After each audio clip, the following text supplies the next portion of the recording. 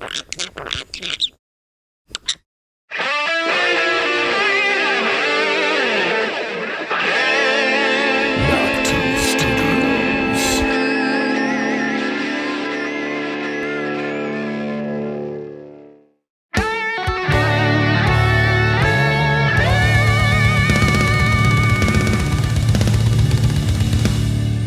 now, Knock 2 Studios presents Common Censored.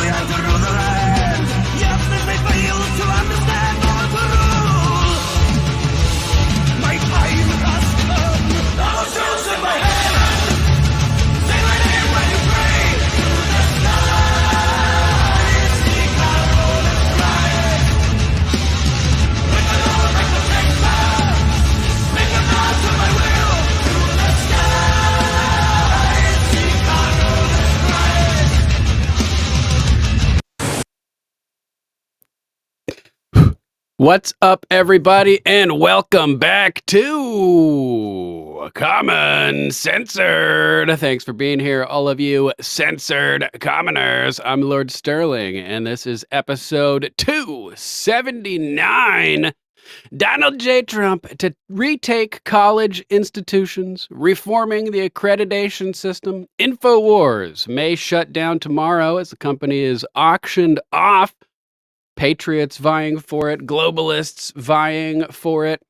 It would be the ultimate symbol of proof that the InfoWars message was accurate if they were to turn InfoWars itself into a martyr, destroying InfoWars in the information war.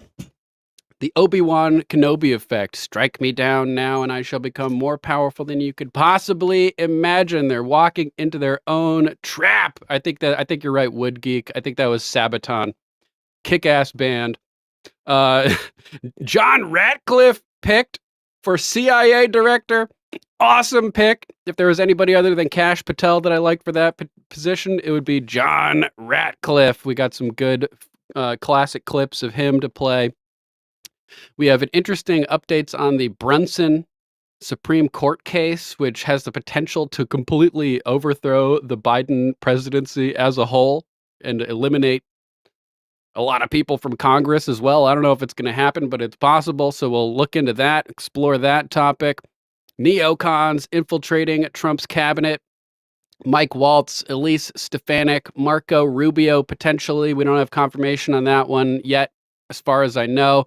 But I don't like it. I don't like that. We'll hear Ron Paul talk about it. We'll hear Candace Owens talk about it. And Jones as well. Lots of crazy stuff to talk about today, as always. Make sure to tune in Monday through Friday, 6:45 p.m.-ish Eastern Time, as we cover all the crazy clown world clusterfuck chaos that is 2024. Use hashtag Common Censored and hashtag InfoInfantry when you share the broadcast. You can find us on X at @LordSterling_. Thanks to all of our new followers over on Rumble. Over 1,300 now. Appreciate it, you guys. Links to all of the stories, articles, videos, content we discussed today will be posted down in the video description on Rumble immediately following the termination of the broadcast. So you can act as a force multiplier with the show. Click down in the show more after the broadcast ends and pummel the internet with links to all of these various stories to help spread the word. Thanks in advance for helping in the info war. Mama Mac will also be adding timestamps to those links, so you'll know exactly what point in the podcast to jump into if you want to hear us discuss and play those topics and stories, etc. Thanks to Mama Mac for that. Make sure to throw Mama Mac some love and head over to alplama.com, your new herbal health guru. Avoid the petrochemical pharmaceutical industry that wants you sick and dependent. And try some natural tinctures to remedy your ailments. Tastes bad, but so good for you, right, Mama Mac? Alplama, Yuck. And if you want to support the show directly, you can always head over to our link tree at Common Censored. We'll read Rumble rants if anybody is so inclined throughout the show. And you guys know what to do. Disclaimer. Views expressed on Common Censored are only opinions. Assume everything we say is false and research for yourself. We're not giving medical, legal, or financial advice. The only advice we are giving is think for yourself. Question authority. Think for yourself. Question authority. Boom! So we started off the show with this epic clip from this parade over in Italy, and I've got some more footage from this. This was the Carnevale di Viareggio in 2019. Giant float of the God Emperor Donald Trump. They were trying to make fun of him here by equating him with this character from Warhammer 40K. The God Emperor, this big evil guy, but it always backfires when they try to do that, guys, and it turns into something that makes Trump look badass. So, stepping into their own traps as usual. Take a look at this, like 80-foot tall giant Donald Trump wielding a Twitter sword of truth, fully articulating eyeballs, looking around like me before I say question authority. That's right. Giodas for the win! Toasty! Whoop! Boom! So this kind of encapsulates the feeling in the MAGA Maha movement at this point. At this point, we are back in business. We are more powerful than ever. Yeah, I think they meant the float as an insult, Mama Mac. They fucked up so bad. He looks so cool. Oh, man. Just love it. This is one of my favorite clips of all time. Such a cool event. Such a cool float. Massive crowd dancing to Sabaton. You can't beat that, guys. You can't beat... Oh, I may have spoken too soon. You might be able to beat it, actually, as we have reports that the State Department is holding cry sessions following Trump's dominant election victory. That's right. Join us and cry. Hold our heads in shame. They're crying because they're all about to be fired. You better start sending out applications now, State Department scumbags. Though it may not do you any good because a lot of you are going to be arrested. So you might have to let your potential future employers know that, well, I might be able to work for you because I might be in jail also. Colin Linebarger wrote this one at the Gateway Pundit. The swamp at Foggy Bottom is not taking the news over Trump's election well at all. Washington Free Beacon reported Monday that the Biden State Department organized what is best being described as a, quote, cry session on Friday. This sad meeting was put together by the State Department's Bureau of Near Eastern Affairs. The outlet notes that officials at the Bureau have been working for months to sanction Israel for supposedly not doing enough to provide humanitarian aid in the Hamas-run Gaza Strip. Well, that's true. We got to just end that whole Israel conquest thing that's going on over there. Bring peace back to the Middle East. Let's get the Abraham Accords back in. One official told the Free Beacon that putting feelings over national security is a consistent pattern under the leadership of the Secretary of State, Tony Blinken. Although I don't know how helping Gaza or helping Israel in this circumstance at all is related to national security. So I'm kind of disagreeing with you here, Colin Linebarger, about this specific analysis related to the Israel stuff. But in general, absolutely true. Quote, for 4 years within the rank and file, there has been an emphasis on people's fifis, often with a college campus-like fervor, rather than the work of advancing America's interests, one U.S. official said. This meeting was hopefully the last gasp of that. The official added that there was a lot to, quote, unfuck, unquote, at the State Department. Yeah, let's just fire them all and start over. Cry, bitches, cry. That's right, TV Green. Oh, man, so good, so good. So they're crying in closets over at the State Department. Poor Blinken. Maybe we'll actually be able to hold him accountable for his refusal to participate with congressional subpoenas now. I see an arrest in the near future for this particular scumbag. So this isn't the only good news we have right now. We also have information coming out from CNN. Breaking, Charlie Kirk posts, CNN to fire stars, hundreds of staff, as the network's ratings continue to tank. Daily Mail reporting CNN will axe top stars in layoffs that'll see hundreds fired as ratings continue to tank. Bye-bye, Anderson CIA Cooper. Bye-bye, Caitlin Collins' asshole. I don't remember who this lady is over here, but she's equally as repulsive.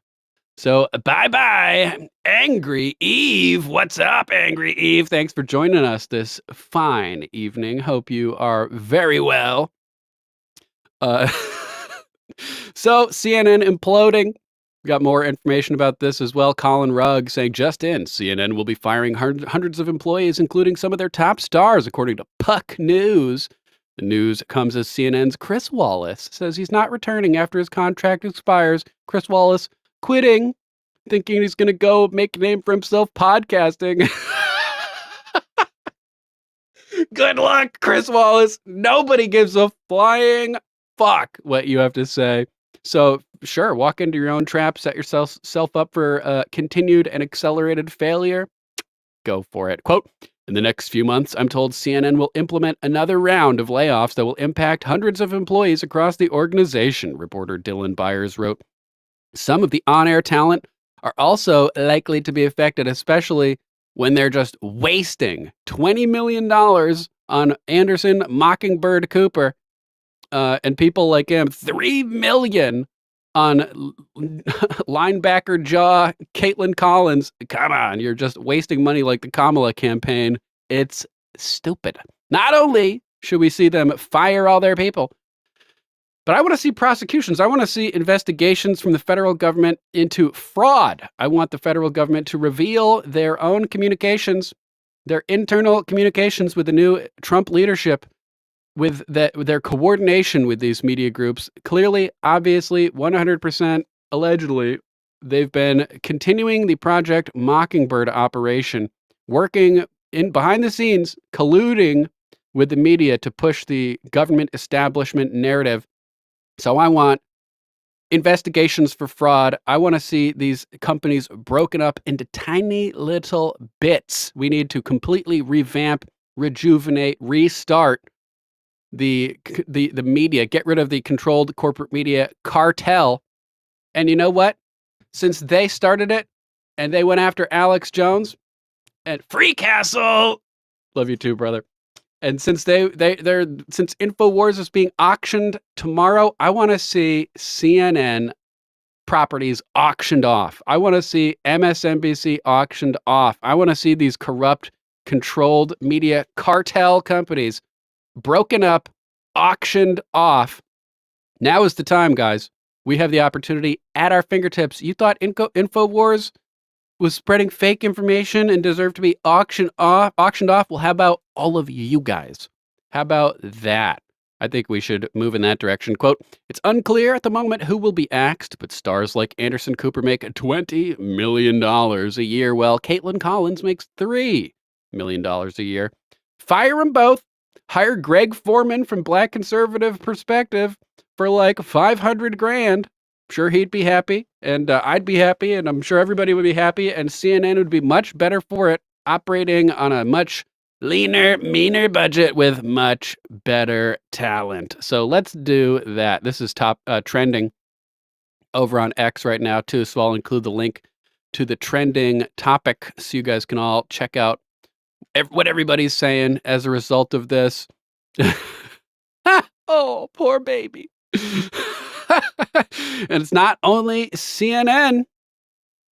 We've got ratings tanking, cratering over at MSNBC as well. Fake news inferno. MSNBC viewership craters after Trump victory. Morning Joe down 40%. Joy Reid down 55%. That's it. Come on. Comcast looking to spin off channel for potential sale. Ruh-roh. Ruh-roh, MSDNC. You got some splaining to do. This is absolutely brutal, writes Jim Hoft at the Gateway Pundit. MSDNC's ratings have completely collapsed since President Trump's historic victory in the 2024 elections. Donald Trump retook the presidency with coattails, winning the popular vote. Republicans took the Senate and retook the U.S. House of Representatives. It was indeed a complete blowout. We also have a video, MSSTD, good one, TV Green.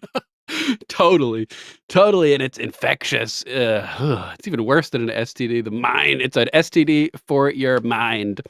That's hilarious. What was I going to say? We also have analysis from the top pollster over at Rasmussen, who's suggesting that there was a lot of thievery even after the final results of the election.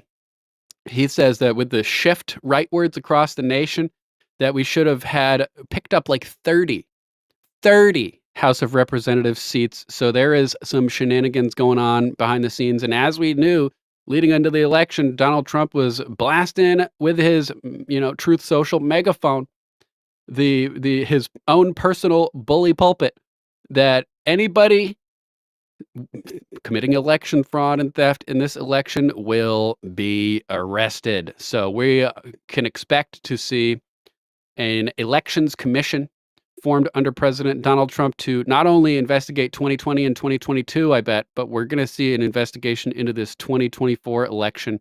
And maybe, just maybe, as a result of that, we'll flip some of these seats back in our direction that should have flipped to us, but were stolen during this recent election, like Carrie Lake, for instance. Justice for Carrie Lake, just like justice for Peanut. Beautiful Peanut and Fred. According to Fox Business host Elizabeth McDonald, MSNBC's viewership was completely collapsed. Even liberals don't like being lied to all the time. They're realizing, wait, everything you guys have been telling us is bullshit? Why even bother watching? Why even bother watching? Reports of ballot drops in Milwaukee at 2 a.m. 2 vans, cars from California. Donna says RNC apparently stopped it. Good to see. I agree, Angry Eve. I hope they get rid of all the cheaters. I see Wood Geek lurking in the chat too. What's up, Wood Geek? And Paige, Stormblade. What's up, Stormblade? Love that guitar work and the bass work over there. List your website over in the chat page so people can hop over and check out some of your music. Major Nielsen ratings plunge at MSNBC since Trump won practically every day since. Just one example, 10:30 Wednesday versus Friday, 11:08. Morning Joe, first hour, down 39.6%. Second hour, there's 2 hours of Morning Joe? Holy brutal. Holy hell, that's brutal, man. Second hour down 36.9%. Andrea Mitchell down 39.7%. Ari Melber down 49.6%. Joy Reid down 54.6%.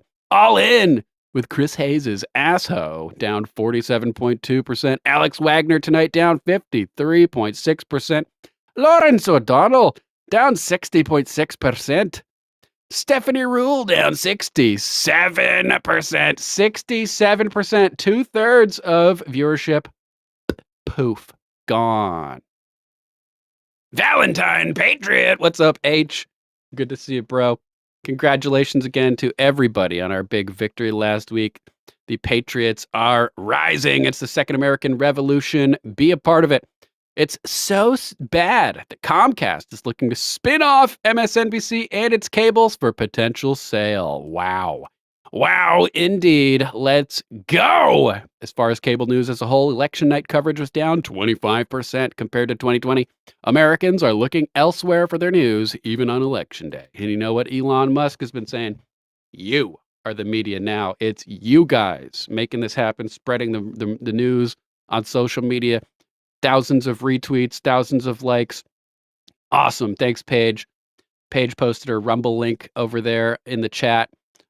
Make sure to go subscribe and support her music.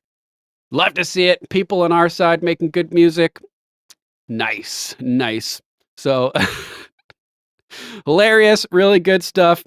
We have another really awesome update over here as Donald John Trump has chosen former Director of National Intelligence John Ratcliffe to serve as the Director of the Central Intelligence Agency. Maybe that means Kash Patel will be the new DNI. Still got confidence that Kash is going to be put in the mix over here. Quote, when 51 intelligence officials were lying about Hunter Biden's laptop, there was one, John Ratcliffe, telling the truth to the American people.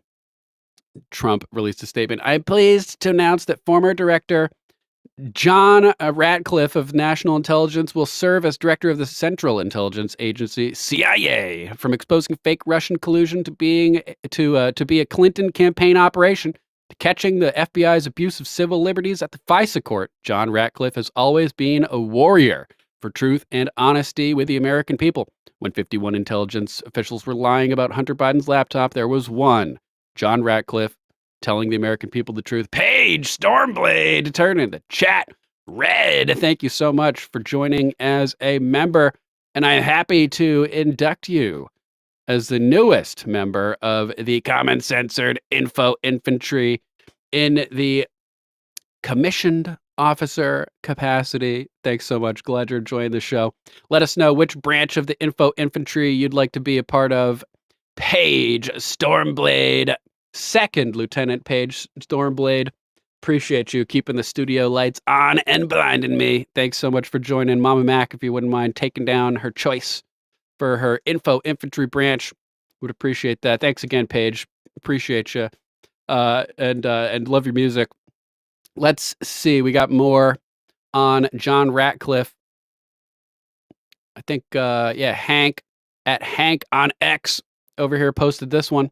Breaking. President-elect Donald J. Trump names John Ratcliffe, former Director of National Intelligence, as the new CIA Director. The intelligence community is about to face a reckoning like never before.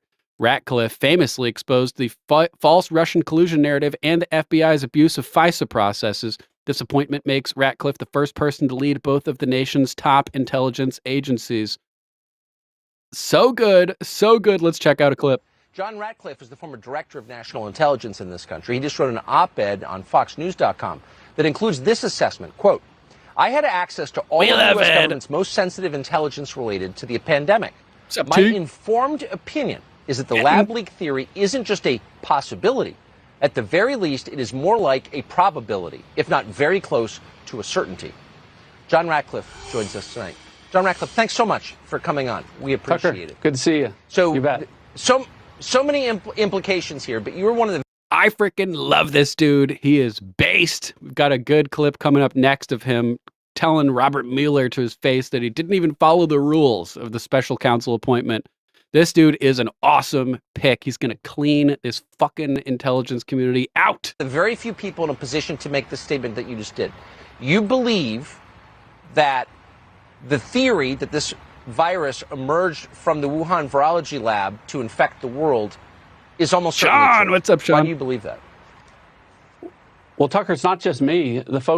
Other folks that had the most access to the most sensitive information, folks like Secretary of State Pompeo, National Security Advisor Robert O'Brien, all of us that had access to that intelligence have long believed that the most likely outcome of where this virus came from an origin standpoint, was the Wuhan Institute of Virology, based on intelligence that we have. The question was, how much of that could we publicly disclose? And in January, one of the reasons that I worked with Secretary Pompeo to put out the fact sheet that we did, disclosing many of the factors that you just outlined about circumstances at the Wuhan Institute of Virology, was we wanted to put as much information as we could out there without jeopardizing our sources and methods into our eyes and ears, right, if you will, into the Chinese Communist Party. I noticed that the Biden administration, which has controlled the federal government for more than 6 months now, still seems to be hiding this information. If this is true, and it seems almost certain that it is true, as you said, what are the implications of this? The Chinese government has basically destroyed American society and our economy. So how do we respond to that? Well, that's why I wrote the op-ed. I mean, one of the first opportunities for the international community to actually do something instead of a strongly worded letter or some rhetoric is to take action. And, you know, Tucker, if you look objectively at China's conduct over the last year or so, millions of Muslim Uyghurs either murdered, tortured, raped, or imprisoned, and 4 million people worldwide impacted by a virus that originated and was covered up by the Chinese Communist Party, will be hosting the Winter Olympics. Now, of all of the despotic regimes around the world, I can't think of any country that is less deserving than having the world's athletes paraded into their country for a festival and celebration of international goodwill and friendship. The United States needs to lead on this issue, along with the countries of the world, and say, look, you can't say, come to Beijing for the Olympics on one hand, and on the other hand say, go to hell with your investigation into the origins of COVID-19, which is exactly what the Chinese Communist Party is doing. So, you know, it's time to get past tough rhetoric and to hold China accountable. And it's a great opportunity for the Biden administration to do that. They've acknowledged the genocide of Muslim Uyghurs, and they've acknowledged that China has even turned their back on the World Health Organization. So time for the Biden administration to put up action that would support the rhetoric and lead on this. So it's interesting that all the so-called human rights community, Freedom House and Ann Applebaum at the Washington Post, and Max Boot, and all the people who care so deeply about human rights around the world, all give China a pass. You kind of wonder why that is. John Ratcliffe, I appreciate your coming on. It's almost like China owns us. Clear this mystery solved. It's almost like China owns us, like Joe Biden said in the 80s in the Senate. Let's jump over and check out John Ratcliffe telling Robert Mueller he did not follow the special counsel rules. This is a classic clip that I just found from 5 years ago that I was blasting all over social media at the time. John Ratcliffe is a beast. This is an awesome dude to be running the CIA. Good morning, Director. If you'll let me quickly summarize your opening statement this morning. You said in Volume 1 on the issue of conspiracy, the special counsel determined that the investigation did not establish that members of the Trump campaign conspired or coordinated with the Russian government in its election interference activities. And then in Volume 2, for reasons that you explained, the special counsel did not make a determination on whether there was an obstruction of justice crime committed by the president. Is that fair? Yes, sir. All right. Now, in explaining that special counsel did not make what you called a traditional prosecution or declination decision, the report on the bottom of page 2 of volume 2 reads as follows. The evidence we obtained about the president's actions and intent presents difficult issues that prevent us from conclusively determining that no criminal conduct occurred. Accordingly, while this report does not conclude that the president committed a crime, it also does not exonerate him. Now, I read that correctly? Yes. All right. Now, your report... You guys might remember that there's no such thing as exoneration. You are innocent until proven guilty. You're not exonerated by evidence. You are innocent already. Today, you said at all times the special counsel team operated under, was guided by, and followed Justice Department policies and principles. So which DOJ policy or principle sets forth a legal standard that an investigated person is not exonerated if their innocence from criminal conduct is not conclusively determined? Can you repeat the last part of that question? Yeah. Which DOJ policy or principle set forth a legal standard that an investigated person is not exonerated if their innocence from criminal conduct is not conclusively determined?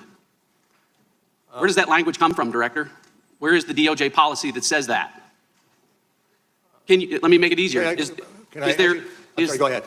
Can you give me an example other than Donald Trump where the Justice Department determined that an investigated person was not exonerated because their innocence was not conclusively determined?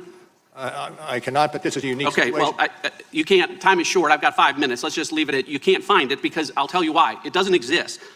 The special counsel's job, nowhere does it say that you were to conclusively determine Donald Trump's innocence or that the special counsel report should determine whether or not to exonerate him. It's not in any of the documents. It's not in your appointment order. It's not in the special counsel regulations. It's not in the OLC opinions. It's not in the Justice Manual, and it's not in the principles of federal prosecution. Nowhere do those words appear together because respectfully, Director, it was not the special counsel's job to conclusively determine Donald Trump's innocence or to exonerate him.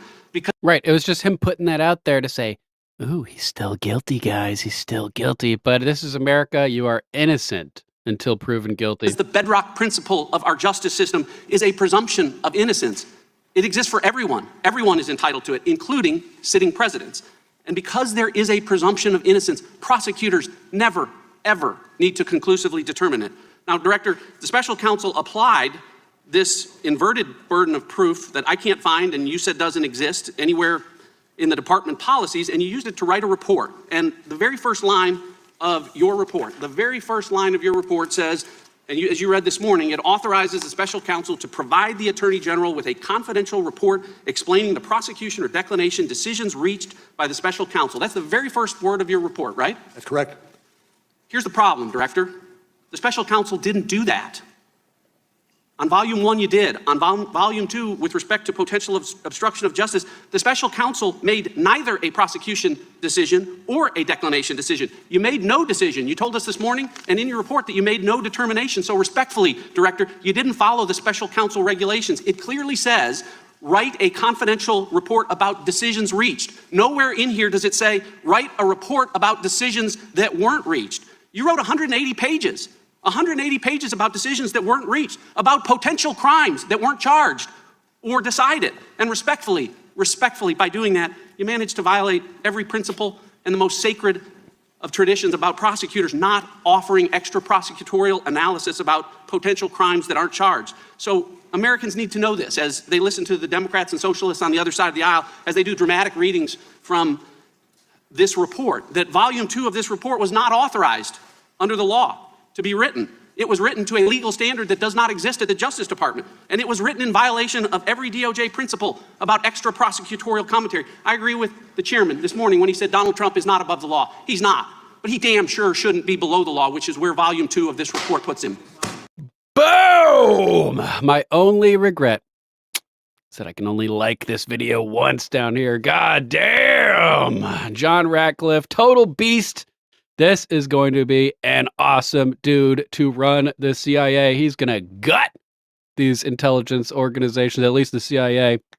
Hopefully Cash will be DNI, and he will be able to further gut the FBI and everything. Mama Mac just posted this picture in the chat of Dr. Fauci, and Obama over here allegedly visiting the Wuhan lab back in 2015. Makes sense, Mama Mac, because 2015 was when they outlawed gain-of-function research in the U.S., and the University of North Carolina at Chapel Hill shut down their gain-of-function process where they were working on manipulating coronaviruses.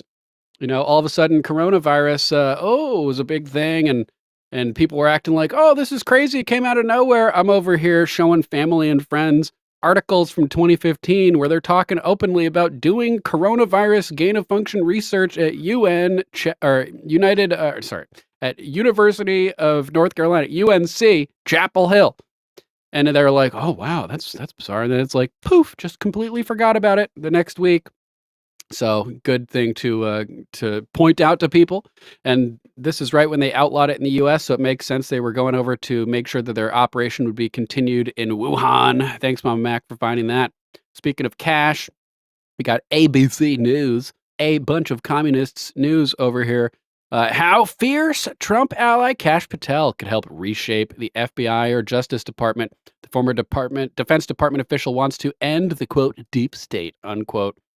This could be good if we get him in there. Last year, as Trump's re-election bid was underway, he declared that a new book by his fiercely loyal advisor, Kash Patel, would serve as a, quote, blueprint, unquote, for his next administration. Quote, this is a roadmap to end the deep state's reign, unquote, Trump said of the book on his social media platform titled Government Gangsters. It calls for a, quote, comprehensive house cleaning of the Justice Department and an eradication of, quote, government tyranny within the FBI by firing, quote, the top ranks, unquote, and prosecuting to the fullest extent of the law anyone who, quote, in any way abused their authority for political ends.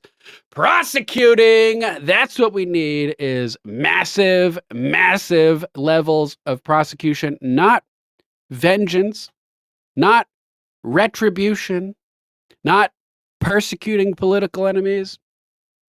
Prosecuting criminals. No one's above the law. They've been saying it for years and years on the left. Nobody's above the law. Well, we're going to prove that. We're going to arrest all these fucks that defrauded the U.S., that used their positions of government power to push their political, objectives. We're done. We're done. Quote, the FBI has become so thoroughly compromised that it will remain a threat to people unless drastic measures are taken, Patel claimed in his book. Democrats, quote, should be very afraid, Patel wrote, as Trump and his allies battle, quote, the deep state, unquote, what conspiracy theorists claim is a cadre of career employees inside government who are working together to secretly manipulate policy and undermine elected leaders. What conspiracy theorists? ABC, we're going to sue the fuck out of you for lying. It's not a theory. It's obvious. We all know it. After Trump's historic re-election last week, media speculation has suggested that Patel, a former Defense Department official, could be under consideration to become Trump's attorney general or CIA director. Now we know that's going to Ratcliffe. Or that he could even replace current FBI director Christopher Wray, who Trump has reportedly vowed to fire. Should be the first fire, in my opinion, on day one. Quote, President Trump called my book the roadmap for 2024, and now let's put it into work, Patel said Thursday on a podcast without indicating whether he himself might take on a senior-level role in the incoming administration. A spokesperson for Trump's transition team did not respond to a request for comment from ABC News. Good. Fuck you. Why should we give you the time of day, you propagandist scumbags? Patel's proximity to Trump and Trump's public embrace of Patel's book underscore how a major shakeup could be coming to the Justice Department or FBI. LFG. They fucked around for too long, and now it's time for them to find the fuck out. Here is what Patel said about what new leadership could do. Fire and potentially charge FBI and DOJ officials. Patel, who once served as a prosecutor in the Justice Department's National Security Division, has long accused leaders in the FBI and Justice Department of exploiting their authority to boost the demon rats and undermine the Republicans, especially Trump. There's been a, quote, two-tier system of justice, unquote, Patel has routinely said. Accurate. He often highlights his subsequent work as a congressional investigator when he helped lead the House Republicans' probe of Russiagate, which, as he describes it, exposed FBI wrongdoing in its 2016 investigation of alleged ties between Trump's presidential campaign to Russia. That work led Patel to joining the Trump administration in 2019, and in the final year of Trump's presidency, Patel was appointed to the acting deputy director of national intelligence underneath Devin Nunes, second in command of the entire U.S. intelligence community, and then chief of staff to the acting U.S. defense secretary, a position critics claimed he was unqualified to hold. So yeah, if Devin Nunes is going to stay working over at Truth Social, running that, then Kash Patel would be an awesome replacement to put as the DNI, the Director of National Intelligence, and then he could clean out the CIA, helping Ratcliffe clean out the FBI, clean out the NSA, clean out all of these shitbag, brown shirt, communist organizations that have been screwing over the people for so long and causing all of these nonsense wars all around the world. So, nice article. We'll go through all of the things that he wants to do. Close down FBI headquarters, strip massive amounts of security clearances, etc.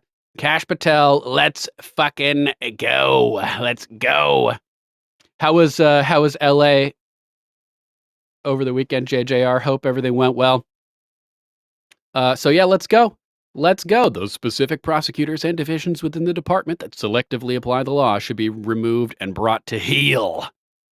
Patel wrote in his book, Let's go. Let's go. We also have another story. Trump eyeing loyal lawyer Alina Habba for press secretary.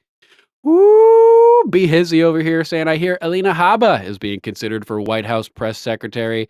Stop all considerations and give it to her immediately. Seeing her cook the media for 4 years will be magnificent. Not only is she beautiful, not only is she intelligent, but she is fierce and loyal to MAGA.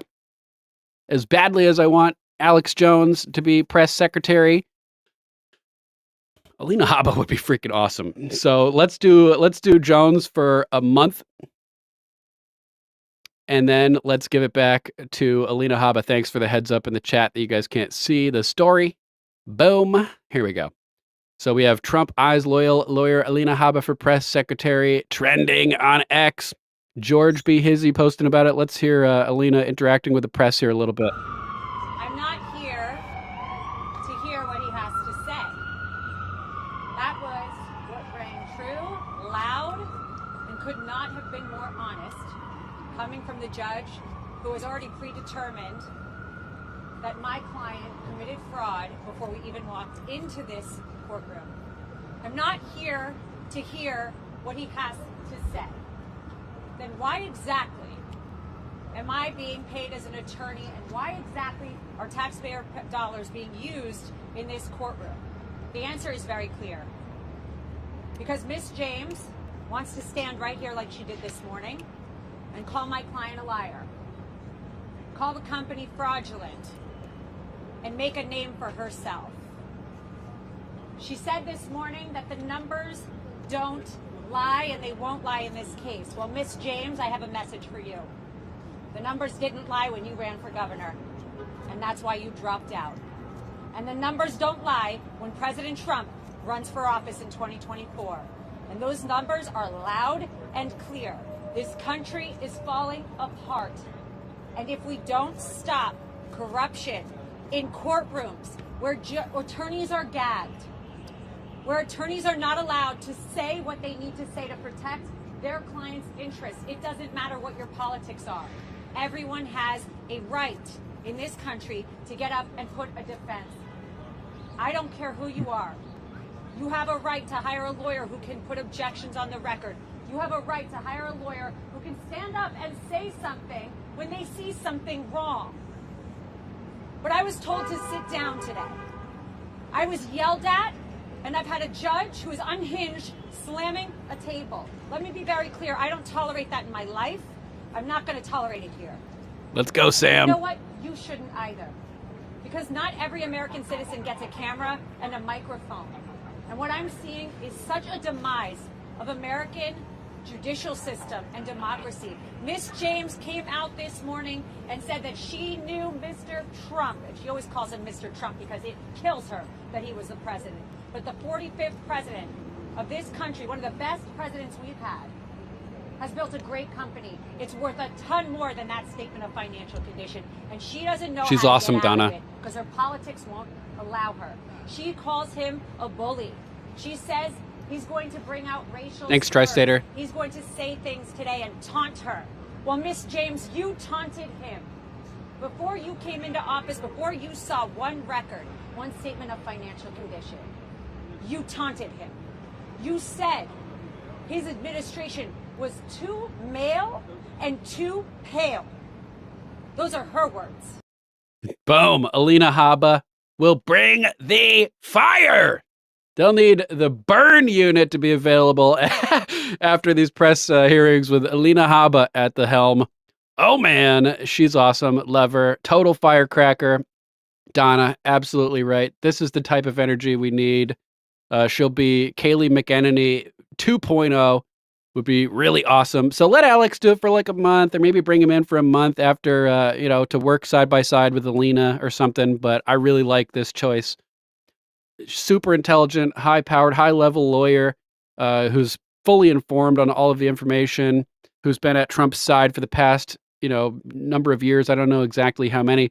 But according to Mark Cuban, no smart, powerful women are ever with Donald Trump, right? Wrong. Alina will destroy the press, so let's go. I think it's an awesome idea. Let's see, Tri-Stater just posted in the chat. Donald J. Trump on Truth saying, I'm honored to announce that I've nominated Pete Hegseth to serve in my cabinet as the Secretary of Defense.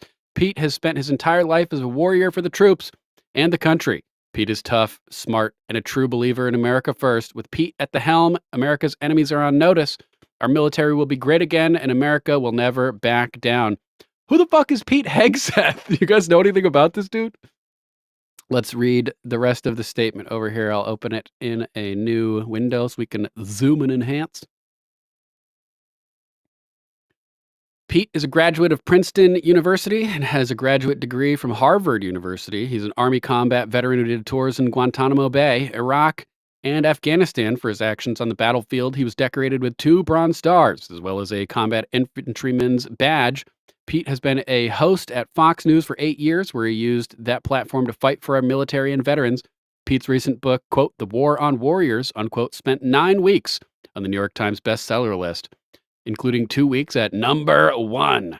The book reveals the left-wing betrayal of our warriors and how we must return our military to meritocracy, lethality, accountability, and excellence. Pete has also led 2 veterans advocacy organizations leading the fight for our warriors and our great veterans. Nobody fights harder for the troops, and Pete will be a courageous and patriotic champion of our peace through strength policy. Hope he's right.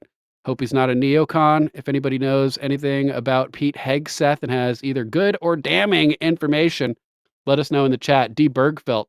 D, what's up, D? Love you. D says, wow, Pete Hegseth. What do you know about Pete Hegseth? D, let us know in the chat. Academics Denim, I see you over there on YouTube. Good to see you, bro. Thanks for joining us. Yeah, I don't know Pete either, either JJR. Let's jump over next to Nick Sortor at Nick Sortor on X saying, breaking, conservatives in the House, U.S. House are plotting to challenge Mike Johnson for the speakership tomorrow. Let's go. An alternative candidate will be nominated in the internal GOP elections in an attempt to strip Mike of the gavel. Let's do it. Mike Johnson has been a total failure, so this move is much needed. I agree. Who should be Speaker of the House? Matt Gaetz. I want Matt Gaetz, baby. And not just for his hair. That dude is based. We need Matt Gaetz. TV Green, that's a huge role for a nobody. Yeah, who the hell is this guy? Rotate Sean Farash to press secretary and he will destroy the commies in the press. Fuck yeah, JJR. That's awesome. D says Fox Weekend contributor. Vet sounds good, says Donna. Hope so. Hope so. I agree, Donna. Gaetz would be great as the leader in the House majority. That's what we need, in my opinion. Gaetz is the best for that position. We also have Gateway Pundit writing about it. Conservatives planning to nominate challenger to House Speaker Mike Johnson during tomorrow's internal GOP elections. Tomorrow, Hump Day, Wednesday. This article by Cullen Linebarger as well. Some of House Representatives' most conservative members do not plan on letting House Speaker Mike Johnson have a coronation for another term. The Hill reported Tuesday that some of Johnson's top critics want to nominate a more right-wing challenger for Wednesday's internal GOP elections. At this point, they have not united around a candidate. Nonetheless, they promise to have one ready to go tomorrow. There will be a nomination, a source told The Hill. While Republicans will retain control of the House, the margin is projected to be very narrow. Moreover, President-elect Donald Trump has already selected 2 members from the House to serve in his upcoming administration, narrowing the margins further. This is what I don't like about, well, in some of these cases, the governors of the states can just directly appoint replacements. So maybe it's not as huge a deal as we are worried about. Skunk 71, what's up? Love a good skunk. Skunks are actually really friendly, awesome animals. Some people will take them as pets. Just remove the stink gland, and they're awesome, friendly little creatures. Skunk 71, welcome to the chat. Nice to make your acquaintance. The Hill notes that Trump has praised Johnson on various occasions, and any rebellion will occur likely without his blessing. But Rep. Chip Roy explained to Fox News last weekend that multiple Republicans have concerns regarding whether Johnson can properly lead and push through Trump's America First agenda. Quote, Mike Johnson is going to have to demonstrate that he can corral this Republican conference to deliver for the American people and deliver for President Trump. That needs to happen over the next several weeks, Roy said, quote, and I'm going to be sitting down with Mike this week, sitting down with other members of the conference, but we have no choice but to deliver. We've got to deliver. No more excuses. That's what I want to hear out of the speaker. But he's got a lot of Republicans who are still concerned, he continued, quote, we've got to figure out how to get everybody on the same page.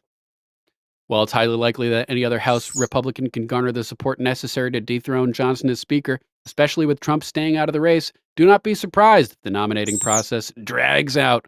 This could also potentially impact how long Johnson remains as House Speaker. Recall, Kevin McCarthy had to survive 15 rounds to win the speakership in January 2023 following the 2022 elections. The deep animosity between McCarthy and his detractors never faded. That's right. McCarthy was ousted in October of that year following multiple betrayals of conservatives. He then resigned from the House 2 months later. What was the first thing that Mike Johnson did as House Majority Leader?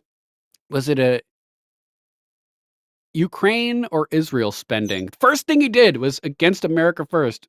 putting a bill over there to send billions of dollars overseas. So let's get rid of him. Put somebody in who would be good, like Matt motherfucking Gates. That would be legit. Next, let's jump over to InfoWars. At Real Alex Jones on X, Info General Jones reporting breaking. MTG has talked to Trump and Elon and says both men are working hard to end the Ukraine war and stop World War III. Trump promised to end the war before he even got into office. Let's hope he's able to deliver. Let's check out some of this. But I'm excited, Alex. This is historic. So many people prayed over this election. They prayed over President Trump. And what I'm excited about is the opportunity that we have laid out before us to bring about a completely America and American first agenda. You know, I was excited to speak with President Trump and others, Elon Musk, others on the phone. And one of the things we were talking about is ending the Ukraine war. That's a war that America should have never been funding, and President Trump will end, and it's going to end very soon. 7 Samurai. Yeah, dude. Tom Homan is the bulldog at the gate. Cerberus himself, the 3-headed dog guarding the underworld. Tom Homan is so based, so next level. I can't think of a better pick for Border Czar than Tom Homan. Well, is there any way that we could deport illegals without separating families? Of course. Families can be deported together. Yeah. So these are the type of victories that we can look forward to, and I'm thrilled to be able to be a part of it. As you know, these last remaining House seats and a few of the Senate seats look like there's been a lot of election fraud going on, and I think this is a continued fight that we're going to have. I personally want to pass a law that requires a proof of citizenship and a national ID to vote in all federal elections. And I think that'll be something that we can accomplish in President Trump's next administration. This is so important for us to do because, as you know, you've seen the map, Alex, where Democrats won, the blue states, is where they do not require ID to vote. So the most important thing we can do is require ID to vote, but also proof of citizenship. That way we make sure. I feel you, TV Green. I feel you, brother. A lot of people hesitant on MTG at this point. Hopefully she redeems herself. That's all I got to say about that. There are no illegal aliens voting in our elections. That will be critical. While other networks lie to you about what's happening now, InfoWars tells you the truth about what's happening next. Don't require photo ID to vote. What a coincidence. Nothing sketchy about that. All right. Wow. We've only got a little while with her, and I really appreciate her coming on during all the busy things she's doing. The great Congresswoman from Georgia, Marjorie Taylor Greene, with what happened in the election, what the deep state's going to try, the appointments, getting the right people in, all the great announcements that Trump is making. And then I got to spend some time because she is totally and completely vindicated. She said they were flipping votes first. They admitted they did it nationwide, but it still failed. She said FEMA is not giving aid to Trump supporters and conservatives. Now the FEMA person that was fired has gone public. They were told to do it. The documents have come out. So just vindication, vindication, vindication that is happening right now for everything that Marjorie Taylor Greene talked about. He's been intermittent fasting lately, so good for him. And while we're getting her feed squared away, I want to play a clip of the FEMA official. FEMA official fired you guys see this? For avoiding homes with Trump signs, turns on FEMA leadership. This is not isolated. Well, I mean, hell, they had official FEMA video conferences where they said, we used to give everybody aid. That's egalitarian. Now we give it to LGBTQ whatever. Here's that clip. Stating that I was fired. They all alleged that these actions were made on my own recognizances and that it was for my own political advances. However, if you look at the record, there is what we call a community trend. And unfortunately, it just so happened that the political hostility that was encountered by my team, and I was on 2 different teams during this deployment, they just so happened to have the Trump campaign signage. FEMA always preaches avoidance first and then de-escalation. So this is not isolated. This is a colossal event of avoidance, not just in the state of Florida. That's but right, you will Liquor find Giant. avoidance in the Carolinas. Senior leadership will lie to you and tell you that they do not know. But Thanks, if you born to ask eat the toast. DSA crew You're the leads man. and specialists what they are experiencing in the field, they will tell you. Demand for FEMA to give you those incident reports. It's going to be the whistleblowers that bring down the corrupt left. So basically she's saying that, oh, well, we had Trump supporters that we tried to help that hurt our fifis. They hurt our fifis. So we just decided not to help any more Trump supporters. Like, are you fucking kidding me? You made a general judgment on an entire group of people based on the negative interactions that you didn't like when you tried to help some of them? You can't do that. You can't say, oh, because one Trump supporter called us fascists or whatever when we showed up, that we're not going to help any other Trump supporters. I want jail time for these people. Hopefully, we get in there and we rout out all of the scumbags from FEMA, get their internal communications, find out exactly who did all this, and send them on a one-way trip to the dark side of the moon. Send them to Moon Guantanamo and, handle them over there after due process, of course. MTG totally vindicated on the election fraud. We still overpowered it, vindicated on FEMA, denying aid. But first off, we got limited time. Thanks for being here. Wow, the election, what's going forward? How do we secure this win? Well, we have a lot to do, Alex. And as you know, we're in the lame duck session of Congress. This is the most dangerous time. It's the dying of the Biden regime, and we are going to have to be very careful. But we've got to make sure that our elections are secure. As you know, these last remaining House seats and a few of the Senate seats look like there's been a lot of election fraud going on. And I think this is a continued fight that we're going to have. I personally want to pass a law that requires a proof of citizenship and a national ID to vote in all federal elections. And I think that'll be something that we can accomplish in President Trump's next administration. Samurai. I hope we get it. This is so important for us to do because, as you know, you've seen the map, Alex, where Democrats won, the blue states, is where they do not require ID to vote. So the most important thing we can do is require ID to vote, but also proof of citizenship. That way we make sure there are no illegal aliens voting in our elections. That will be critical. We're going into this majority. We have the trifecta, Alex, but it's important to talk about. You know, President Trump, he won with a landslide historic victory, winning 312 electoral college votes and winning the popular vote by pretty much 4 million or possibly more votes. And we should have swept the House. This should have been a massive landslide of House seats, but we didn't. As a matter of fact, we barely control the majority right now. I think it's been called at 219 seats. I think we'll finish out with 220 seats or pretty much close to that. But we should have had many more House seats won. I think this is a reflection of two things, Alex. Number one, Democrats are going to continue to try steal elections in states like California and New York, states where they do not require ID to vote. Number two, it was the failures of this Republican-controlled House that did not motivate and energize the American people to vote for House Republicans. They were fully into voting for President Trump, and they proved it with his historic victory. But they were not motivated to give Republicans a massive win in the House.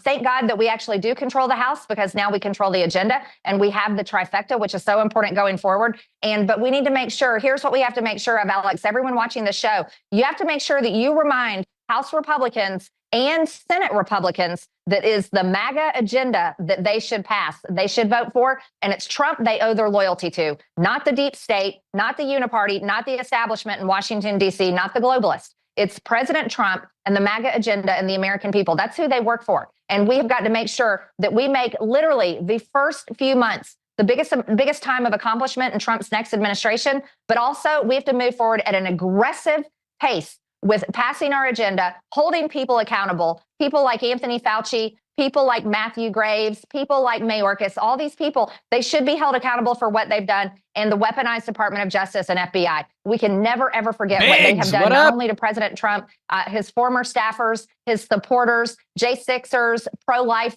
protesters, parents holding their school board accountable. Also with the mRNA vaccines, Dr. Fauci, what he did to this country, the FDA should have never approved that vaccine. There's so much that the American people suffered of coming from the Biden-Harris administration or regime rather, that we need to make sure there's accountability there.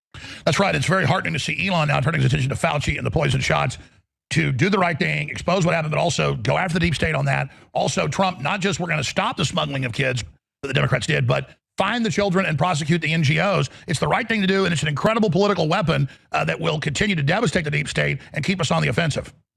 Oh, I completely agree. I absolutely love Tom Homan, and I've been talking with him in the recent days. I'm so excited that his borders are. And this is going to be the most important piece of the Trump administration is deporting illegals that have invaded our country. You know, Democrats don't like to talk about that. And here the media, they're even talking about how much it will cost. Well, let me tell you something. They're saying, how are we going to pay for that? I'll tell you how we're going to pay for that. We're going to take all the money that they have been spending, housing, paying for, educating, providing health care, giving debit cards to illegal aliens. And we're going to take all the money that they've been shipping off and paying for foreign wars. And we're actually going to use that money for the safety and security of America. So too. We're going to secure our border, but we are going to deport these people. They talk about, oh, what about children and families? We will deport them together, and that's the right thing to do. Families should be kept together. But Alex, you mentioned something extremely important. The amount of child sex trafficking, child trafficking, human trafficking that's happened in the past 4 years is horrendous. And we need to track down these children. We need to find them, and we need to prosecute anyone that harmed a single child in America. That's exactly what we should be doing. It should be our top priority.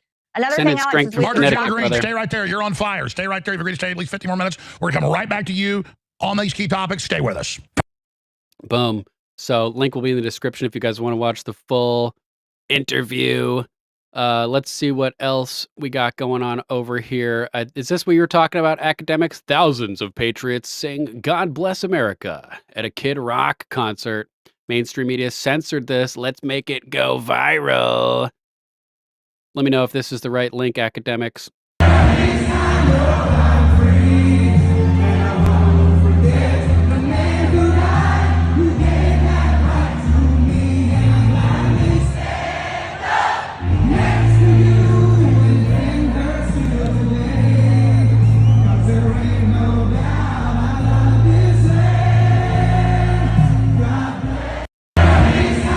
So good. So good. Love to see it. The sleeping masses have awakened. So even though Trump and Elon are trying to stop the Ukraine-Russia thing, we have this going on. Breaking from Ian Yeager at Ian Yeager29 on X. Boris Johnson says that the UK will send troops to Ukraine if President Trump cuts off aid to Ukraine. So that's not good. What's up with that, Boris, you scumbag? You were supposed to be the British Trump. You've failed us, loser. Not cool, man. Not cool. So hopefully that doesn't happen. How about this? Elon Musk posting this. Trump's plan to take back higher education in the United States. This is something I think we can all get excited about here, guys. This is a really good one. Exactly, Boris the Irrelevant. Yep. Check this one out. This is really, really positive development. Tuition costs at colleges and universities have been exploding. And I mean, Thanks, academics. I'll try to find exploding. While academics have been obsessed with indoctrinating America's youth, the time has come to reclaim our once great educational institutions from the radical left, and we will do that. I got it. Our secret weapon will be the college accreditation system. It's called accreditation for a reason. The accreditors are supposed to ensure that schools are not ripping off students and taxpayers, but they have failed totally. When I return to the White House, I will fire the radical left accreditors that have allowed our colleges to become dominated. Oh, thanks, Bill. Well, oh man, Bill posting good news in the chat. Billdozer74. Make sure to go over to rumble.com/Billdozer74.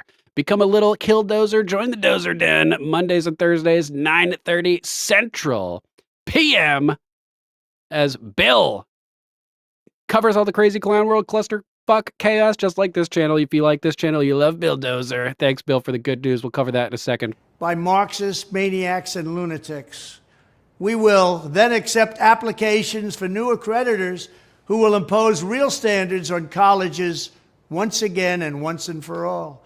These standards will include defending the American tradition and Western civilization, protecting free speech, eliminating wasteful administrative positions that drive up costs incredibly, removing all Marxist diversity, equity, and inclusion bureaucrats, offering options for accelerated and low-cost degrees, providing meaningful job placement and career services, and implementing college entrance and exit exams to prove that students are actually learning and getting their money's worth. Genius. Furthermore, I will direct the Department of Justice to pursue federal civil rights cases against schools that continue to engage in racial discrimination and schools that persist in explicit unlawful discrimination under the guise of equity will not only have their endowments taxed, but through budget reconciliation, I will advance a measure to have them fined up to the entire amount of their endowment.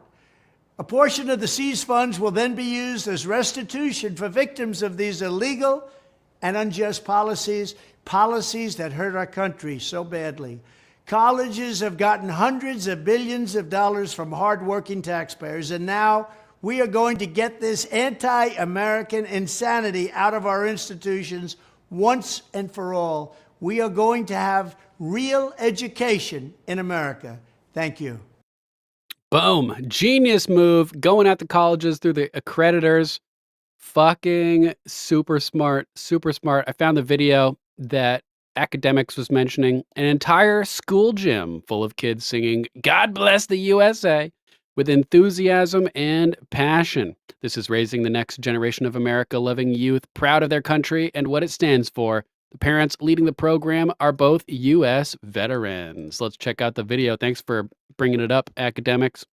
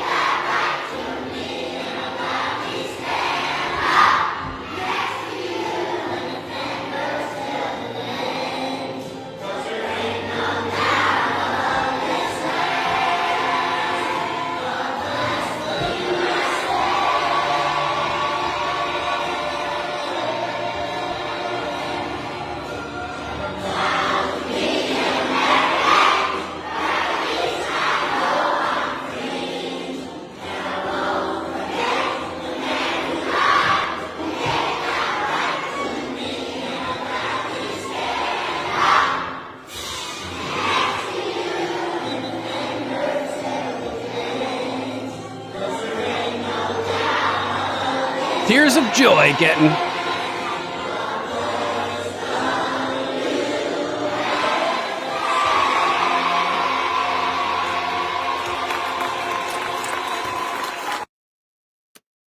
Beautiful, beautiful patriots. The youth has a second chance.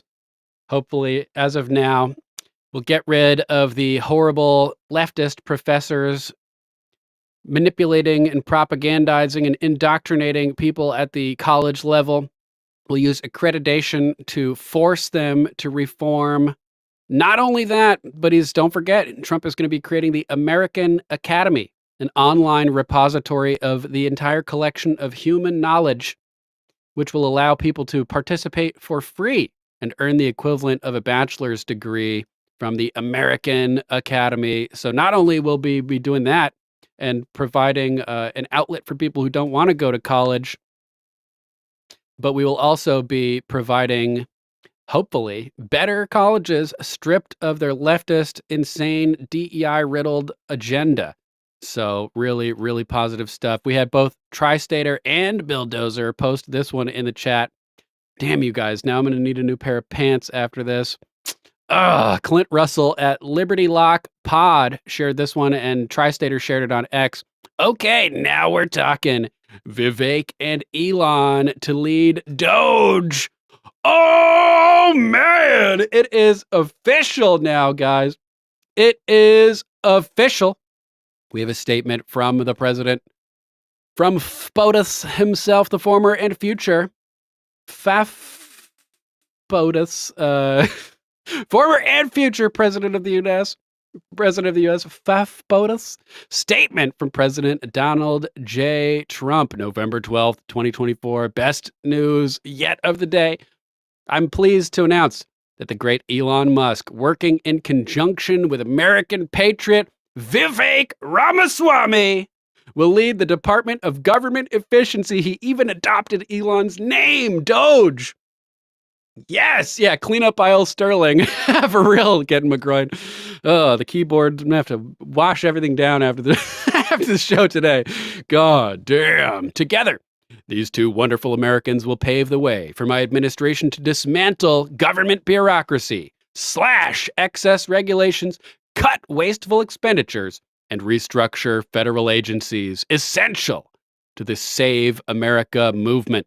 Quote, this will send shockwaves through the system, and anyone involved in government waste, which is a lot of people, stated Mr. Musk. It will become potentially, quote, the Manhattan Project, unquote, of our time. Republican politicians have dreamed about the objectives of Doge for a very long time. To drive this kind of drastic change, the Department of Government Efficiency will provide advice and guidance from outside of government and will partner with the White House and Office of Management and Budget to drive large-scale structural reform and create an entrepreneurial approach to government never seen before. Good, McGroin. Tighten the chat yella for the wet wipe fund. Thanks, Gettin. Love you. Oh, man. This is highly exciting. Highly exciting. I look forward to Elon and Vivek making changes to the federal bureaucracy with an eye on efficiency and at the same time making life better for all Americans. Importantly, we will drive out the massive waste and fraud which exists throughout our annual $6.5 trillion of government spending. They will work together to liberate our economy and make the U.S. government accountable to we, the people. Their work will conclude no later than July 4th, 2026. That is the final day of the 250th anniversary of the United States celebration, which will be launched from Memorial Day 2025, a year plus full of celebrations across all 50 states going up until July 4th, 2026, accompanied by the Great American Fair, which will be held in Iowa with stations and structures and buildings highlighting the best aspects of all 50 states, inviting countries from around the world to celebrate the 250th anniversary of the American experiment. This is going to be beautiful. A smaller government with more efficiency and less bureaucracy will be the perfect gift to America on the 250th anniversary of the Declaration of Independence. I am confident that they will succeed. I am as well. All good, JJR. Oh, man, this is absolutely fantastic, thrilling news. Let's check out some of the comments over here on X. Hope they're ready to clean house. This is the way, says the Mandalorian. Elon, we just replaced them with robots. It's so hard to predict the future. Elon is such a great troll. He 100% came up with that name. Yep. I'll tell you this much. We might not like every pick, but it's still better than any cabinet in our lifetime, and it's just getting started. Get your tear catchers ready, because there's going to be a lot of salt, enough to go around, guys. I think we're going to be good. I'm praying the Rubio thing was just another Maggie Haberman rumor, because almost all of today's picks have been stellar. Yeah, we don't have confirmation on Rubio yet. Hopefully it's just Haberman being an idiot over there as usual. So, man, this could be amazing. I bet it's trending. Let's go over and see what's trending right now. Ooh, questions Wisconsin Senate. Trump's potential Secret Service picks. Bongino versus Curran. Bongino would be pretty epic for Secret Service.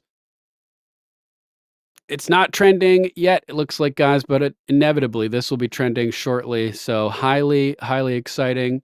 Doge, spearheaded by Elon Musk and Vivek like cake Ramaswamy. Couldn't ask for a better update. I think here is another one that one of you guys was mentioning in the chat. Trump should give this high school student a special invite to his inauguration. This informed, smart young man obliterated left ideology while boldly schooling his teacher and the entire class. Ah, yeah, I did see this. Let's watch it, or at least some of it. What right is he taking away from women? You don't like your race. He will spit on you. What right is he taking away from women? We're brainwashed. You don't like your race. He's going to spit on you. What are you talking about? What right is he taking away from women? Y'all still not answering my question. I've been asking for like 5 minutes. Texan. Y'all brought up education once I asked that question. Bring him out of retirement. Y'all don't even know what y'all talking about. Y'all just go on Twitter. That's right, Donna. You said it. They say and just run with it. Byron, you go on Twitter. I watched the debate. I heard everything. Y'all thought he was taking away. You watched the debate and you didn't pick up on the fact that everything Kamala said was a bunch of bullshit, fake propaganda? Hopefully we can rehabilitate these people with a little bit of truth. Abortions. You can't even do that. Myron, what debate did you watch? He's so stupid. Yes, please look at the Chromebook. So I want to see what right he's taking. For real toast. What right? Let's see what right he's taking away from women. Look at what he's saying. Let's see what right he's taking away from women. Let's watch it. Okay, let's see what he's giving you when he is. No, what right is he taking away from women? Let's see what he's doing. What he's giving you. Come on, you need handouts from the government to vote for him? That's called a bribe, lady. That's called bribing your potential voters. Why do you care what he's going to give you? All you should care about in terms of what he will give you is making sure that he'll give you the freedoms that we're entitled to. That should be the most important thing. They said that last time. The rights and abortion was over. And y'all also said Project 25. He also said publicly he's not going to do no Project 25. He's a liar. Do you believe him? He's a liar. Hilarious, man. And funnily, Tom Homan, the border czar, is one of the authors of Project 2025, so everybody's freaking out on the left about that. Oh, no, he brought in Project 2025 author Tom Homan. Yeah, for the border stuff. It's not like he's going to be in control of creating Handmaid's Tale for America. Y'all only want Kamala Harris. Totally. Tri-stater. Why do you need an abortion? Why do you care about abortion? You're in high school. It doesn't matter. You're in high school. Women get pregnant. Women our ages get pregnant. It's you getting pregnant. It's the obsession with murdering the babies is highly disturbing to me. Highly disturbing. I like what J.D. Vance said. We'll reduce that demand by making life more affordable for people. Because who wouldn't want a beautiful little baby to further your genetic line? The only reason people don't want it now, for the most part, is because nobody can afford it. So if we can fix that, I think the abortion problem will largely go away and people will be able to proudly afford and show off their beautiful families in the future as we renew and restore and rejuvenate the republic. That was a lot of re's right in a row. Re! That's what the leftists are saying. How about this? Steve Bannon. Trump needs to recall Mark Milley on day one to active duty and make him face a court-martialing. Yeah, baby, let's go. Mark Milley is asso. Tuesday morning, Steve Bannon and Eric Prince, the founder of Blackwater, discussed the U.S. military leaders and their plans to sabotage Trump and his second administration. Steve Bannon called on Trump to recall General Mark Milley on day one, put him on active duty, and then begin a court-martialing proceeding on Milley for aiding and abetting the Chinese communists, an enemy to the United States. Also, should court-martial him for his theft of control over the military leading up to J6. He and Pelosi openly collaborated to take control of the military from Trump. So I think that could be a court-martialing there as well. Treason charges for both Pelosi and Milley. Let's go. I want ropes after due process, of course. Eric Prince, you addressed the new senators last night over on Capitol Hill. Your thoughts, particularly the Defense Department, where right now they're going through and they have their lawyers saying, oh, we really got to figure out what's a lawful order. Didn't we go through this with Milley? And my strongest recommendation to the president, I think Mike Davis would. Good question. Skunk asking who's going to take the Ohio senator seat. There was Mike DeWine apparently would have nominated Vivek. That's not going to be happen now. Yeah, treason for Vindman too. Big as life. I agree bigly, brother. Bigly, I agree. Yes. Yeah, Kelly also. Yep, who just compared Trump to Hitler and said he wants Hitler's generals. These people are liars. Who would support this is to on day one, recall General Milley to active duty, which the president's commander-in-chief has full authority to recall him to active duty and make him face a court-martial. You can pull him up. Court-martial. Whenever he wants. And let's see what a military tribunal says about Milley's activity as chairman of the Joint Chiefs of Staff from June of, let's pick some random dates, from June of 2020 until the 19th, high noon on the 20th of January of 2021. Eric Prince, your thoughts? Holy balls, that's horrifying. He acknowledges that he was in contact with the Chinese counterparts. Is that really within the Constitution for him to be doing that? I don't think so. That's not his role. Look, there needs to be a culling of the senior ranks. You have as many general officers now as we did during World War II when we had 10 times as many troops. So there's a reason we have so much bureaucracy and so much ineptitude. It's because it's a massive blob of a committee.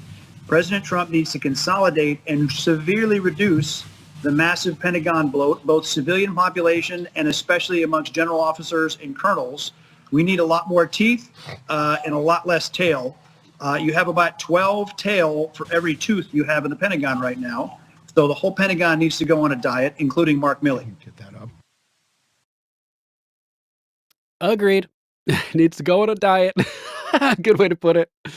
Oh, man. Yeah, Born to Eat Toast. We got lots of good chatters with tons of info, making the show even better. Love them.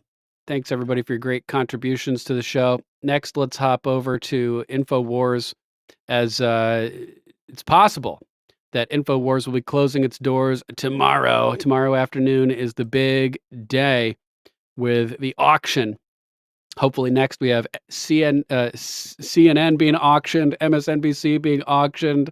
We need to auction off all of these corrupt, controlled corporate media cartel companies, because that's what it is, cartel. It's a cartel. I bet we could hit them with RICO charges or something like that. These people need to be dealt with. But over at Ron Filipowski, he took a clip from this that's the relevant moment, because, Jones, he likes to rant a lot about stuff. Jones announces that auctioneers are now in his offices and InfoWars is being shut down potentially, with everything being auctioned off on Wednesday. And Jones did also say that this was a typo from his staff, that it's possible that InfoWars will be having its doors closed tomorrow, Wednesday, as it's also possible that it could be purchased by patriots. But here's the relevant moment from the clip. Day afternoon, InfoWars, the Wednesday equipment, afternoon. InfoWars.com, InfoWarsStore.com, and a whole bunch of other stuff. That's right, Skunk. Is at a federal bankruptcy auction from the fake judgments and the rigged trials where I was found guilty beforehand, and they had literal show trials out of the Soviet Union or Nazi Germany. Rob and I walked in here during the break after getting a glass of water, saw the auctioneers inside the building, going around surveying from the last time they were here to make sure all the stuff's here. Everything tagged, everything marked. This day afternoon. So the auctioneers are there. Tomorrow afternoon will be the big day of the InfoWars auction. But Roger Stone is confident. At Roger J. Stone Jr. How am I not following Roger? Oh, because my other account got banned. Roger says, stay tuned. I predict InfoWars rises from the ashes like a phoenix. He has organized a coalition of America First patriots to attempt to purchase InfoWars tomorrow, keep the operation active indefinitely. It would be under different ownership, so next time it can't be taken away if they try to sue Alex again. I don't know if Elon is a bitter threeper. It's possible. I've heard rumors. I kind of doubt it, but it's possible. We do know that George Soros is going to be attempting to try to bid on InfoWars simply for the purpose of shutting it down, which would be the dumbest possible thing, because just like Obi-Wan Kenobi said, if you strike me down now, I shall become more powerful than you could possibly imagine. Alex already has everything set up with AJN Network, the Alex Jones Network, to seamlessly transition his 300 plus radio stations and TV channels over to his new broadcasting outlet. So they think that they're like taking something away from Alex here, but they're really not. So InfoWars being turned into a martyr, proving the point that they've been making for the past 30 years. All it would do is draw more attention in like a some kind of twisted version of the Streisand effect, causing Alex to balloon into an even larger, legendary, martyred figure. It would have the exact opposite effect of what they're intending, so go for it, scumbag, commie, shitbirds.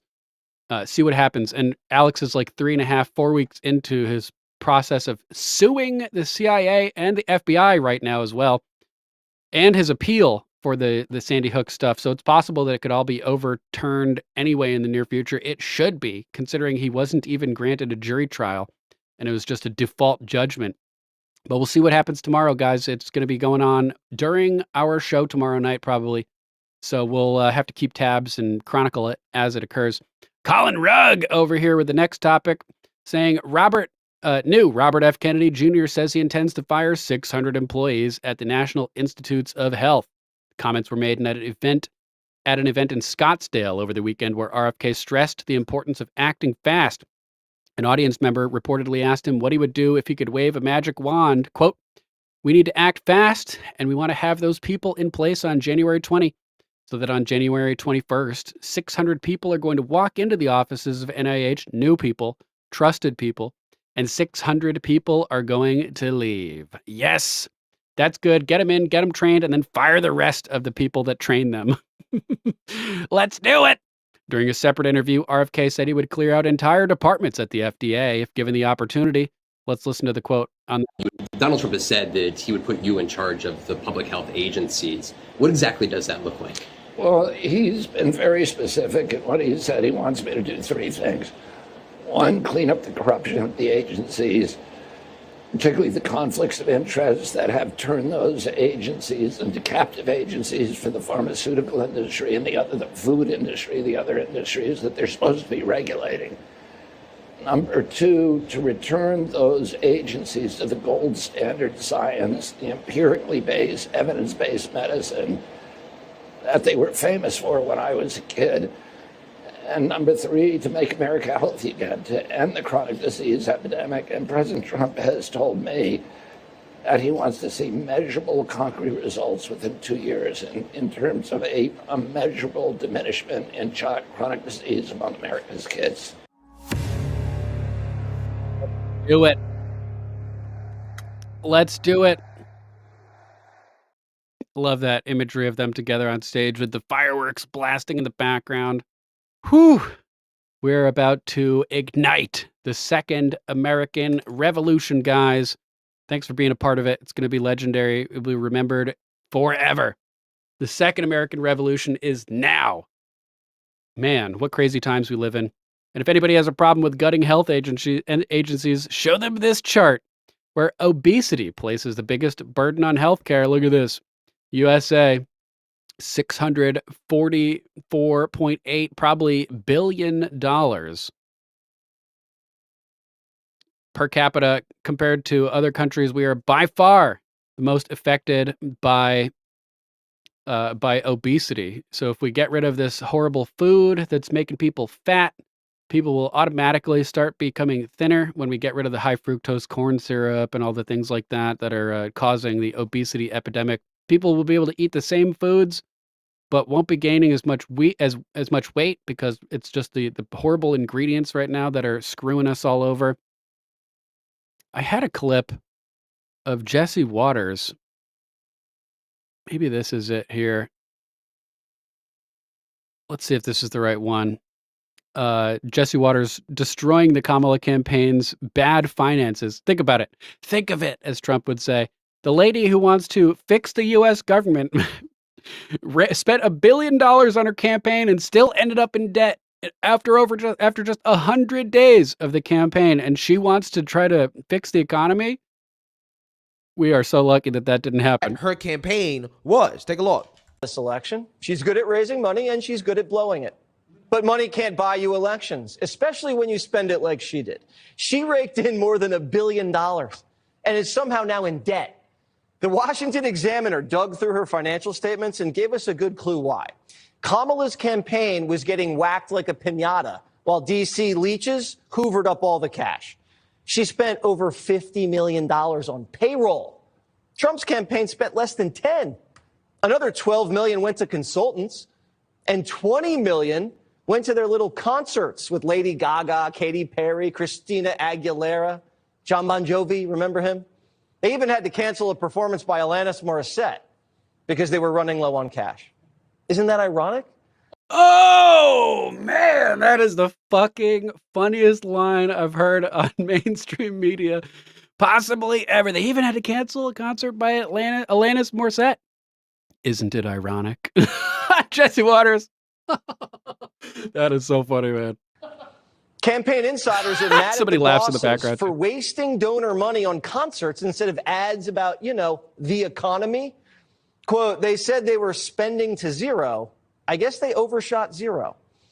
Ads would have gone a lot further than the pricey celebrity endorsements. One campaign source said people were concerned about their own financial issues, not Oprah telling them America won't exist. But it worked out nicely for Oprah. She got her friend Kamala to pay her $1 million to interview her in September. $1 million. Now, if she thought she was saving democracy, she should have done it for free. Kamala scared donors by calling Trump a dictator, got $1 billion, then just gave it to her friends and blew the rest on being a diva. Kamala went on a podcast, remember Call Her Daddy? But she didn't want to go to their studio in L.A. So she made the host fly to D.C. and used campaign cash to build a fake set in a hotel room. Unreal. She spent more than $100,000 to build it. That set, see it? 2 chairs, a coffee table, and a bookshelf. That's 6 figures. Now, we looked at the set. We probably could have done it for around $6,000. That's without labor. But where'd the rest of the money go? We don't know. So she's still trying to soak folks for cash. 24 hours after the election, on Wednesday, Democrats got a text from the campaign. Urgent. We need help. Donate now. Help with what? Yeah, I went to her company. This is how Loophole. she's going to spend her donors' dollars. Imagine what she would have done with our taxes. Yeah, so the hilarious part about this story what she is would the have fact done. that it confirms everything that we already knew about Kamala's campaign after the first day she launched, which is that, again, is all fake, right? Even down to these celebrity endorsements, right? So all those people, Beyonce, Oprah, all of those Hollywood celebrities, thanks, likely they were paid in some way. They may not have been paid directly, but likely they were paid, right? In some way, they benefited. Okay, none of these people actually really loved Kamala Harris. None of these people really thought that she was the person that she was being marketed as to the American public, which really shows you how fake these Hollywood weirdos are when it comes to their support. Because, again, apparently they didn't really believe in Kamala Harris so much that they would endorse her for free. Nah, you had to pay up, okay? And where was Kamala Harris getting this money from? Well, she was getting it from the donors and the idiots that decided to support her. Okay, they were basically burning their money on fire, thinking that she had a chance to win, even though her campaign allegedly knew they didn't really have a good chance against Trump, right? But again, they built up this Ponzi scheme, really. I mean, that's what it sounds like to me. They built up this Ponzi scheme, this scam, in order to make people believe that Kamala Harris had support that she really didn't have. Yep.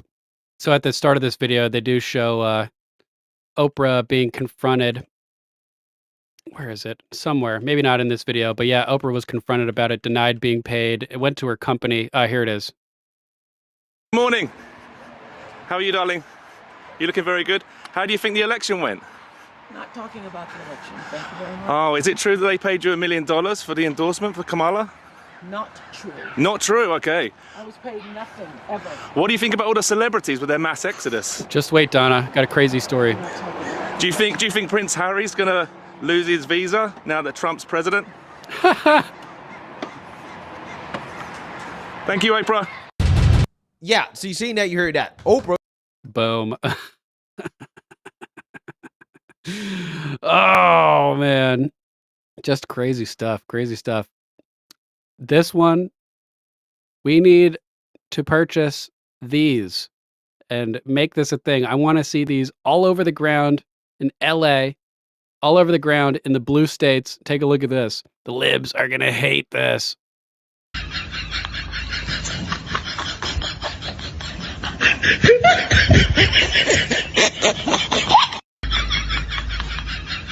Fake $100 bills with Kamala lost.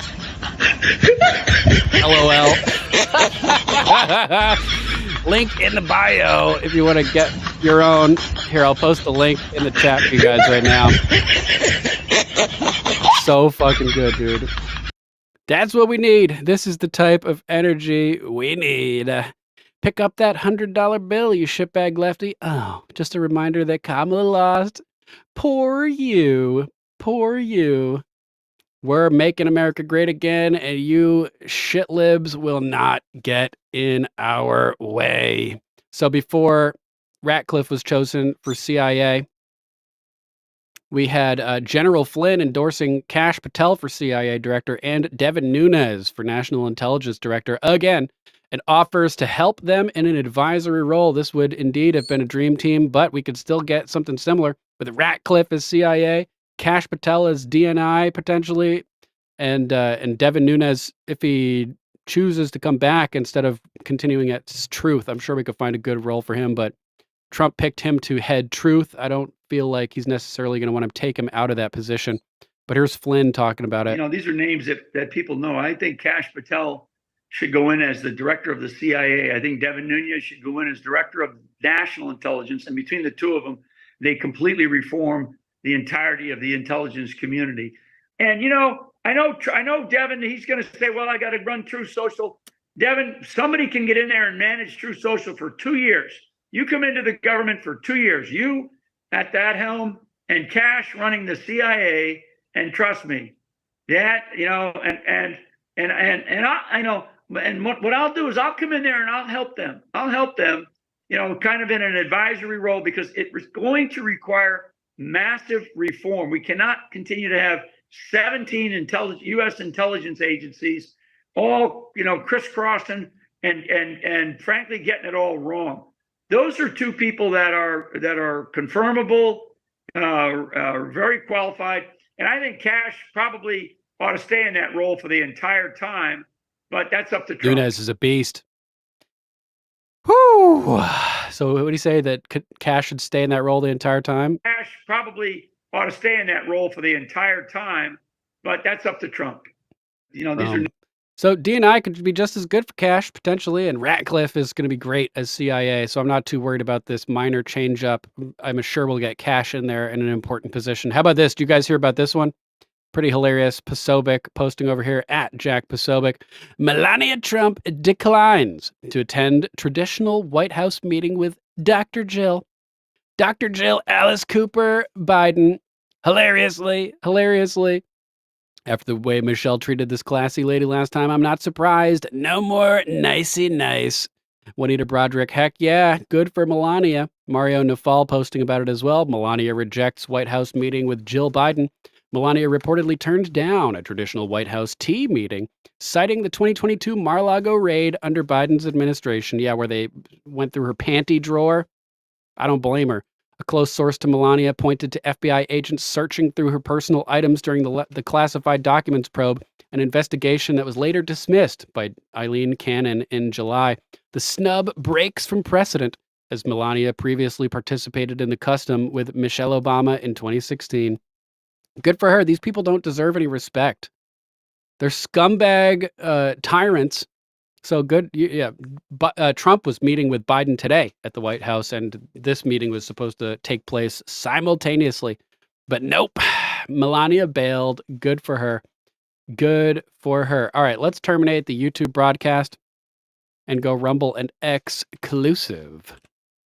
If you're watching on YouTube, click the link in the chat. Sorry to have to ditch you if you're over there, academics. I want to see you on Rumble. No pressure, of course, but Rumble is where the water is warm, where we can speak freely. So come and join us over there if you're watching on YouTube.